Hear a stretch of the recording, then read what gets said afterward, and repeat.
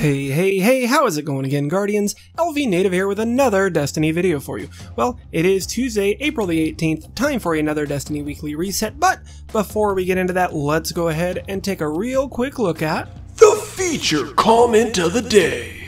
And today's comment comes to us from Mr. David Kaufman, and he says, I just know I'm going to be the feature comment of the day. Hi everyone!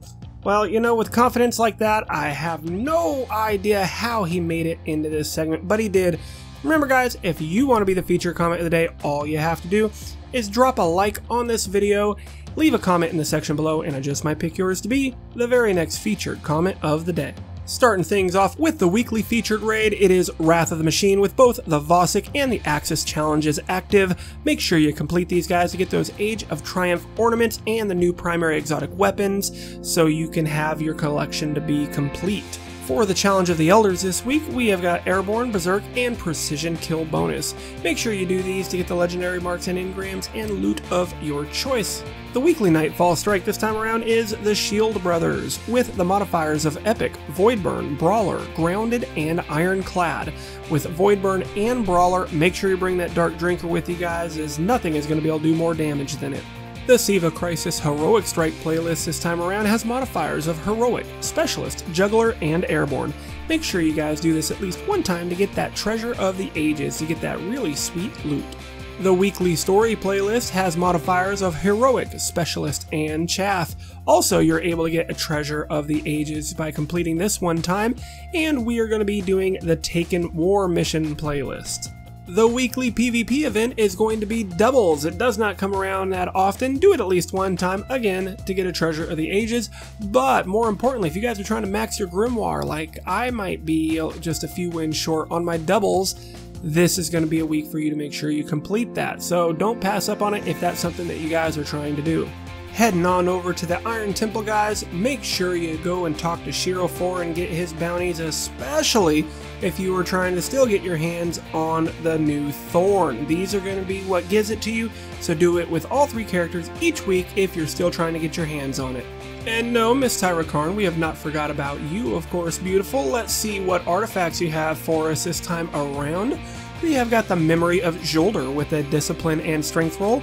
This one removes your sprint cooldown penalty. Very fun to use on my Titan, I might add.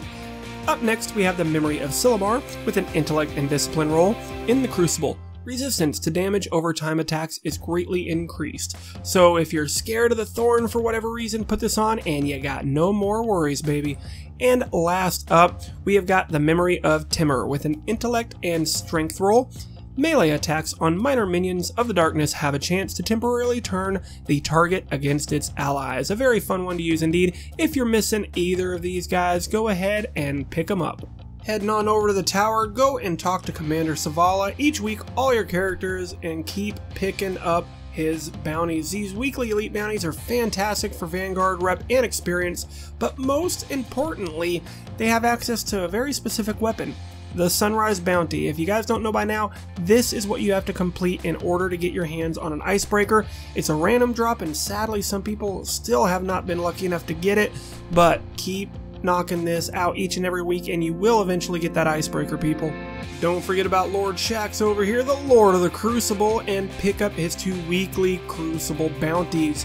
This time we have Back to Basics. It's going to be in the Clash match type, as well as a game of Rift, of course, in the Rift play type. Do these as they give you a chance on getting the Nightfall tier rewards, so very, very worth it indeed. Not to mention, lots of experience and Crucible reputation to boot. Now, right now with the weapon vendor resets, kicking it off with the Crucible Quartermaster, we have only got 2 really worth looking at. One is the Palindrome. Now don't get too excited, it is not the super god roll, but it's still a pretty decent one. Luck in the Chamber and Reinforced Barrel, always nice to have that extended range on your hand cannons. And we could also do the Partial Refund or Mulligan. While it's not great, it did have that nice boost to range and Luck in the Chamber, so I figured a few of you guys may be interested in it. However, one that I think everybody should at least pay a little bit of attention to is the Each New Day Fusion Rifle. This already has pretty nice base stats. The main thing we need is some stability increase. So, we have Hidden Hand, of course, always nice to have on a fusion, and Hand Laid Stock, the one perk you want in your fusion rifles. to get that max stability. Yes, we do take a little bit of a hit on the range, but the trade-off is more than worth it.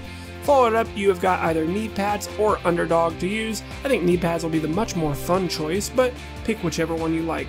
This is a very, very decent fusion rifle, guys, and you could do a whole heck of a lot worse. And this week, the Vanguard Quartermaster definitely has a few things to catch our attention. So the Continental, starting this off, very, very interesting. Hidden hand with braced frame. This is not a bad one at all, guys. I would like something a little better in this column here. Definitely not God rolled, but anytime you can get the auto rifles with that high of stability with hidden hand, it's never a bad thing. The Parthenon shot is just short of being really, really good. However, it's still good, guys. Braced frame and rangefinder. Gonna be really easy in order for you guys to get those long range, crispy 2-shot kills on people. We also have secret round or partial refund. This is the only thing that I find a little disheartening. Neither of these are my favorite perks here. So again, not quite God roll, but still pretty good, mainly because of the braced frame and the rangefinder. If you like sidearms, the Teacup Tempest is pretty darn good, guys. Reactive reload, high caliber rounds, outlaw, mic drop, I'm out. This is going to be a very, very good sidearm to use in that Crucible, guys. Definitely pick it up and try it out. Not to mention it's got True Sight IS as well. Looking for that God-rolled shotgun for PvE? Look no further than the Acom's Razor this time, guys. Take a look at this perk set. So this is the type of rate of fire and impact class that you're looking for a good PvE shotgun. Usually you want to hope that you get full auto with it, and we absolutely have it. Not to mention full auto, we also have small bore. Make it a little bit of an increase to the range and stability, so while it's bucking on you on full auto, you can keep it more under control. Yes, you could go with perfect balance, but I think it's going to be better to go with small bore just so you can get that increase to the range, which is always important for your shotguns. And top it all off, we got close and or personal to get that 25% bonus melee damage once we hit somebody with the shotgun, or life support works out incredibly well because you're going to be up close doing a lot of damage to potentially guys that are very strong. So you pop a couple of kills, you start getting your life back. This is a very, very well rolled shotgun for PvE, guys. Pick one up. I thought I had a good shotgun for PvE. This one completely trounces it. Go ahead and pick it up, guys. Last one worth mentioning is the Bone Crusher machine gun, as we have got counterbalance and braced frame on our machine gun. This is going to be a laser, guys. Not to mention the reload. We can either go spray and play or feeding frenzy. You can't go wrong with this one, guys. Pick it up if you're looking for a good machine gun. Moving on to the faction weapon reset, we're going to start with the Future War Cult, as we do have a couple of interesting ones to look at right here. Sadly, the first three, nothing really that good, but the Wounded Scout Rifle, guys, take a look at this perk set. We have got crowd control, always nice to have. Let's follow it up with some outlaw and high caliber rounds, or you could go full auto. I'm all over the high caliber rounds, guys, but I know some people really like full auto on their scouts. With this one, you can have either or. And of course, the Wormwood, it's the Wormwood, guys. We know it, we love it, it's great, and it has a pretty good roll this time around. Reactive reload, high caliber rounds, and the True Sight. That's what I'm looking for. Let's add a little fitted stock in there to get a little extra stability as well. Now over at Dead Orbit, there is something we definitely have to take a look at, guys. I just found out right before this reset happened and was able to pick up the Future War Cult's rocket launcher that is supposedly had the perk set that lets it do more damage to Axis, which, as luck would have it, that's the raid this week. So if you missed out on it, that's really, really a shame, but oddly enough, I don't know, you guys are going to have to let me know, but the Dead Orbit Unto Dust 00 rocket launcher, why yes, it has a much lower blast radius than the one from Future War Cult last week, the Warpath, but it does have the same perks, and I believe that the blast radius does not affect the damage of the weapon, just the overall area that it affects. With that being said, this might have the same damage potential. I'm not sure, you guys are going to have to let me know, but it does have the Cluster Bomb tripod and Field Scout set. to get a total of 8 rockets as long as you have 1 boosting item for your heavy weapon and or your rockets. This will do more damage to Axis than the Dark Drinker, and it frees up an exotic slot for you to, use maybe the Black Spindle or something like that for the first 2 damage phases. This is an incredible weapon to, try with this perk set. You guys are just going to have to let me know, because it has a smaller blast radius than the Warpath, will this still do the same amount of damage as the Warpath with the exact same perks? Oh, also, I know it's going to come into play here. You want to go with the hard launch to maximize that blast radius. Sadly, the other one's just not that great. The Extremophile has a very, very interesting counterbalance and perfect balance roll, guys, with high caliber rounds. This one's going to be very, very fun. I'm picking it up. You probably wouldn't mind doing so as well. And each and every week I look for that God rolled last ditch. We do have final rounds, so if you like to abuse that perk, you can. Hammer Forged is okay. We would really look for the rifle barrel or something like that.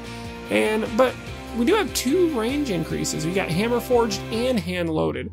So both of those put together might be close to equaling Rifle Barrel. Not quite sure, but halfway decent roll, but definitely not the God roll that we're looking for. Alright guys, well that's going to wrap it up, and I know right now a lot of you are saying, hey, wait, LV, you forgot New Monarchy. Yeah, well so did Bungie this week, as I can't recommend any of those weapons. The rolls were very disappointing. It's the only reason I didn't include it, guys, but that's going to do it for this video. Thanks for sticking around. I hope you guys liked it, enjoyed it. If you did, make sure you smack that like button. In the comment section below, I want to know if you guys are really excited about any of the weapon rolls this week, or if you picked up one last week that you're absolutely loving. I would love to hear about it. One thing about God rolls, they're kind of like snowflakes, you Guardians. Every single one of you has your own particular God roll that is a God roll to you, and maybe not no one else. So what I want to know is you guys tell me something as far as weapons that you've been picking up that you consider are God rolls that other people won't, and let us know why. I'd love to hear that discussion. But that's going to do it, guys. As always, this is LVnative. You guys are awesome, and I will see you in the next one.